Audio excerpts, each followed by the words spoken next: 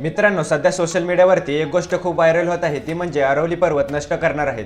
तर ही गोष्ट कितपत खरी आहे ते जाणून घेणार आहोत आपण आजच्या व्हिडिओमध्ये. खरं सांगायचं तर सरकारने अरवली पर्वत कापण्याचा थेट आदेश दिलेला नाही, पण काही कायदेशीर बदलांमुळे मोठा गोंधळ निर्माण झाला आहे. एका नियमामध्ये असं सांगितलं गेलं आहे की 100 मीटरपेक्षा कमी उंचीचे पर्वत अरवली पर्वताचा भाग मानणार नाहीत. त्याचा अर्थ असा नाही की संपूर्ण अरवली पर्वत नष्ट करणार आहेत, पण त्यामुळे काही ठिकाणी बांधकाम आणि खामखानाचे काम सुरू होऊ शकते. महत्त्वाची गोष्ट अशी आहे की अरवली पर्वत हा माणसांमुळे नाही तर हजारो आणि लाखो वर्षांपासून नैसर्गिक धोपामुळे कमी होत चालला आहे. ऊन, वारा, पाऊस आणि यामुळे त्याची उंची कमी झाली आहे. आज अरवली पर्वत उंच दिसत नाही, पण त्याचा अर्थ असा नाही की त्याचा काहीच उपयोग नाही. अरवली पर्वताचं सगळ्यात मोठं काम म्हणजे राजस्थानातील थार वाळवंटाचा विस्तार थांबवणे. अरवली पर्वत नसता तर थार वाळवंट हरियाणा, दिल्ली आणि पश्चिम उत्तर प्रदेशकडे वेगाने पसरलं असतं. याच अरवलीमुळे दिल्ली NCR मध्ये थोडं तरी प्रदूषण थांबतंय आणि पावसाचं पाणी जमिनीमध्ये धरून ठेवलं जात आहे. म्हणून असा प्रश्न नाही की अरवली आज कापत आहेत की नाही. खरा प्रश्न असा आहे की आधीच झिजत चाललेल्या या पर्वताचं रक्षण आपण करणार आहोत का? अफवांवर विश्वास ठेवण्याआधी सत्य जाणून घ्या आणि निसर्ग वाचवण्यासाठी जागरूक राहा, कारण अरवली वाचली तरच पर्यावरण वाचेल.